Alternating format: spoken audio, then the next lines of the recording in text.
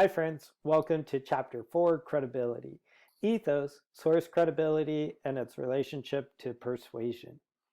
In this brief presentation, we'll define credibility, explore some factors of credibility, we'll discuss some influences on credibility and persuasion, and we'll talk about some strategies for enhancing our credibility. So first, let's dive into what is credibility. Credibility is defined as judgments made by a perceiver, that is someone receiving a message, concerning the believability of a communicator. Essentially, can you trust the information being communicated to you? We see that credibility is a receiver-based construct. So credibility resides in the perceptions of the beholder. So you've probably heard that saying, beauty is in the eye of the beholder. Credibility is also in the eye of the beholder. So credibility is based on whether or not people believe us to be credible. We see that credibility also includes a multi-dimensional construct.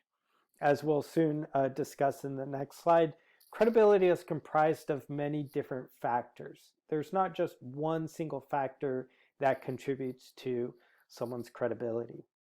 Next, we see that credibility is a situational or contextual phenomenon. So credibility can change based on the situation, the audience, and the message. So think about your own personal life. Chances are you have sectors of your life where you're more credible than others. Lastly, we see that credibility is a dynamic process. Credibility can change over time. So let's explore some of the factors and ingredients. Through factor analysis, which is essentially taking a bunch of variables and figuring out if they are related or can predict another dominant variable. So through this factor analysis, we've come to realize that there are primary dimensions and secondary dimensions to credibility. The primary dimensions include expertise, trustworthiness, and goodwill. Expertise includes the level of knowledge and competence someone has regarding a topic. Trustworthiness includes the level of honesty, reliability, and dependability of a person.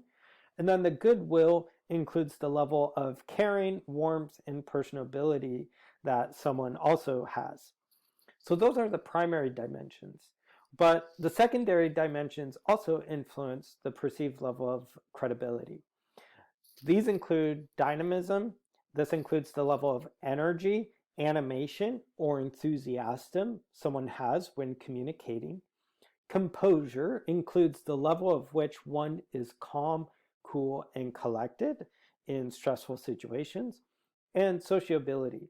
This includes the level of attractiveness, friendliness, outgoing, or expressiveness. So all of these factors play into whether or not we perceive someone to be credible. The book also mentions this matchup hypothesis. And while the book focuses this discussion on celebrity endorsements, it's always best to think how our own credibility plays into the type of messages that we're communicating to the people around us. So the matchup hypothesis suggests that an endorser must be a good fit for the brand being endorsed. So there has to be a good fit between the celebrity and the brand that they're representing. We see that millions of dollars is spent just on celebrity endorsements. This is actually rooted in the perceived level of attractiveness and expertise. So research has traditionally focused solely on the attractiveness variable. And in past decades of advertisements, only an attractive celebrity was needed to boost their brand sales or brand awareness. Now it's getting to a point where as consumers, as people consuming persuasive messages, we've realized that looks aren't everything.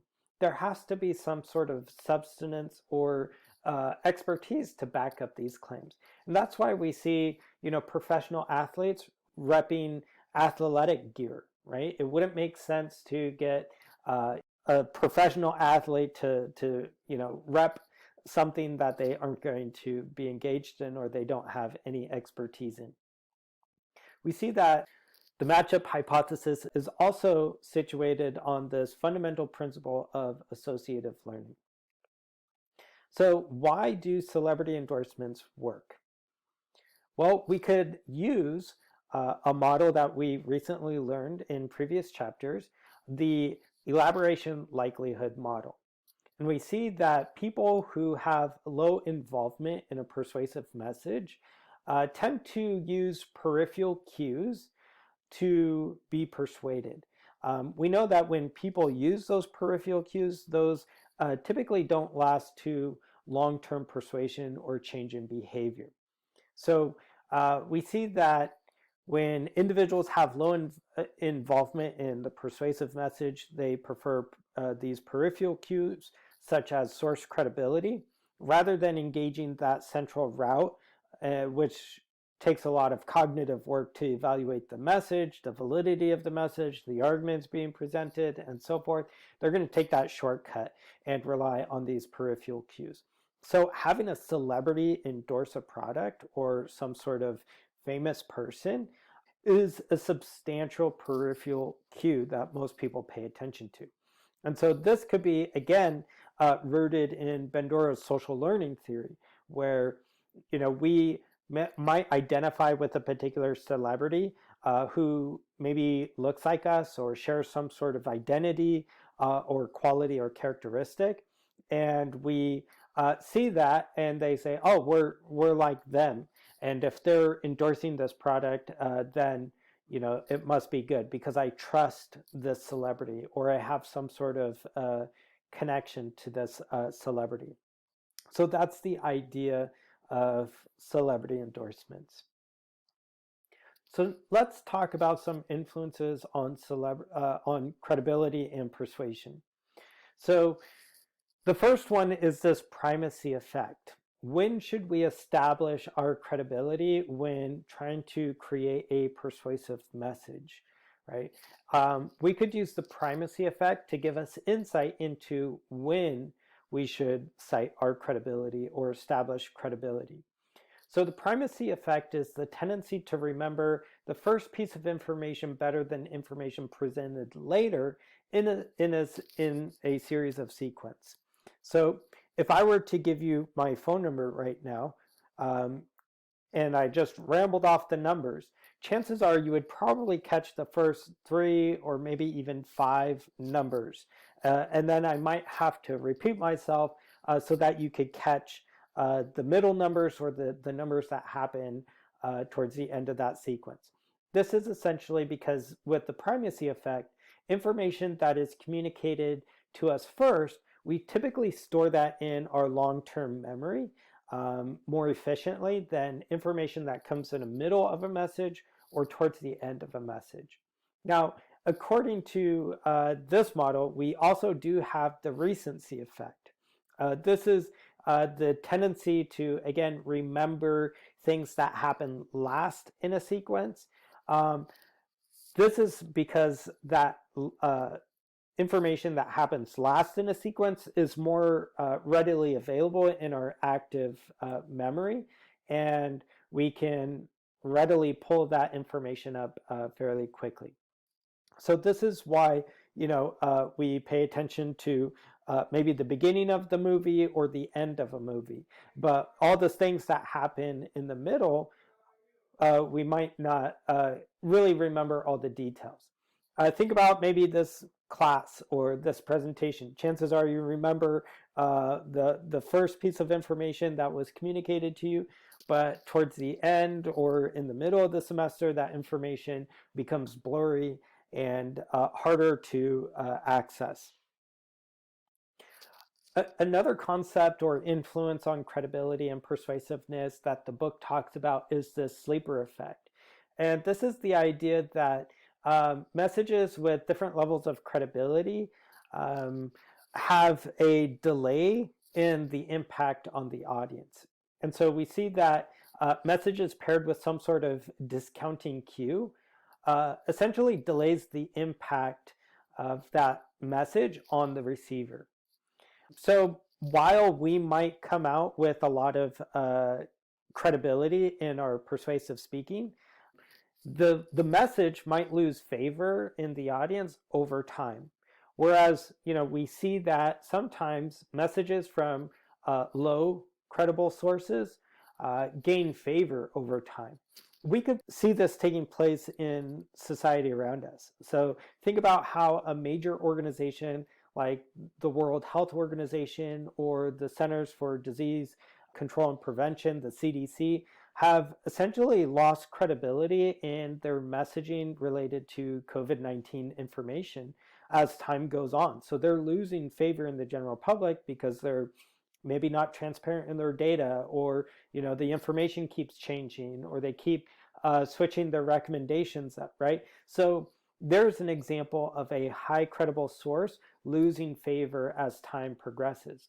Whereas we see now that a lot of bloggers or political commentaries are really gaining a lot of credibility or gaining favor in their messaging, even though that maybe they aren't very credible in assessing the pandemic.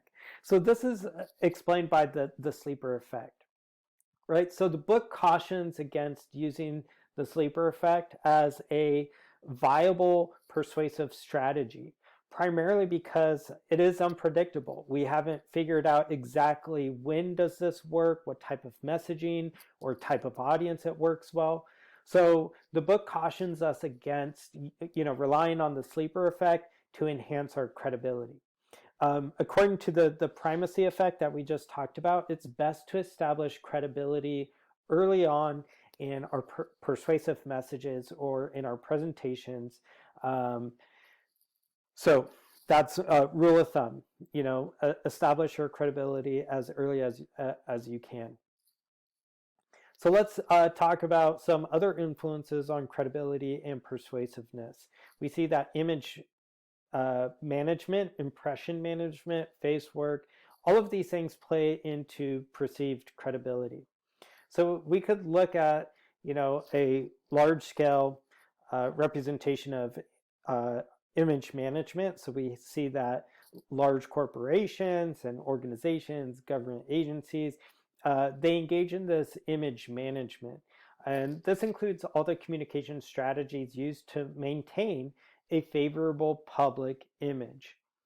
However, even though that we see this taking place on a large scale, we as individuals often engage in similar communication strategies to maintain a positive self-image and a positive presenting self, right? So this is why we maybe brush our teeth in the morning, because we don't want to have bad breath when we talk to the people in the office, right? We dress a particular way because we want to maybe influence how people view us. These techniques are all fall under this impression management. Now, we also use face work, and these are communication strategies used to negotiate one's social standing or social worth with others. Oftentimes, we engage in face work to restore perceived loss of credibility in the eyes of others. So the easiest example to think about is, when you feel embarrassed, or you miss an appointment, or you show up late to a class, essentially your credibility is jeopardized. And so we engage in face work in order to restore that sense of credibility. So we might say something like, oh, traffic was bad, or, I had an accident, or this. We try to explain ourselves in order to recover some of that lost credibility. So lastly, let's talk about some strategies for enhancing our credibility. First and foremost, be prepared. Organize a well-structured message. We know that a well-structured message influences and increases perceived credibility, whereas disorganized messages often, people relate those disorganized messages to a lack of credibility. Second, we want to cite evidence and identify sources. So whenever we get a chance to cite evidence, that always establishes our credibility. That's why, in our discussion posts, I'm asking you to cite the textbook frequently in your discussions, because essentially what it is you're rooting your ideas into, scholarship that has been done on this topic. So we aren't just taking your word for it, or we aren't maybe just listening to your opinion, but you're actually establishing credibility in the content that you're sharing in your discussion posts. 3, cite your own qualifications and expertise.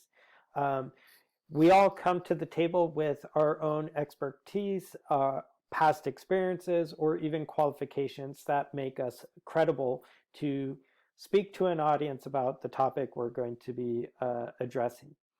We want to build trust with our audience. So easy way to build trust is don't lie to them. Don't try to deceive them. Be transparent with them. 5, display goodwill towards your audience. Again, be friendly, warm, caring. 6, improve your likability or L factor.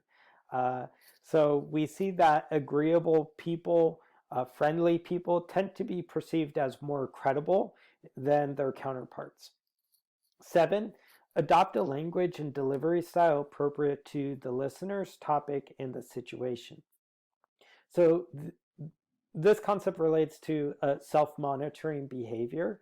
So we want to accommodate our language, our vocabulary, how we dress, how we present ourselves based off of the expectations of the listeners, maybe our topic, or the situation which we're speaking. 8, avoid powerless communication styles. 9, emphasize similarities. Rather than focusing on differences or trying to squash an argument, or engage in this conquest rhetoric where you're only looking to win an argument, or tell people that what they're doing sucks and that's why your idea is better. Like, people don't respond to that level of hostility. So it's always best to emphasize similarities. That way you can start working on maybe influencing or modeling the behavior or the social change or the attitude that you want your audience or the target audience to adopt. So emphasize those similarities. 10, increase receiver involvement. So try getting them to activate that central route according to the likelihood elaboration model. Primarily because, again, the more effort people put into interpreting, making sense of a message, evaluating a message, if they are persuaded, that leads to long-term change in the audience. And 11, get some endorsements if you can. So that is a brief overview of Chapter 4, Credibility. So we defined credibility. We explored some factors that contribute to credibility. We also looked at influences of credibility and persuasion. And 4, we looked at some specific strategies we can use to enhance our credibility. And lastly, I would like to leave you with a quote from Abraham Lincoln. Don't believe everything you read on the internet just because there's a picture with a quote next to it. Obviously, Abraham Lincoln wasn't around when the internet was developed. But case in point, credibility goes a long way in persuasive speaking, in how people respond to us. It takes a lifetime to establish solid credibility, but just like anything else, credibility can be lost in an instant. Thank you so much for tuning in, and we'll see you next time.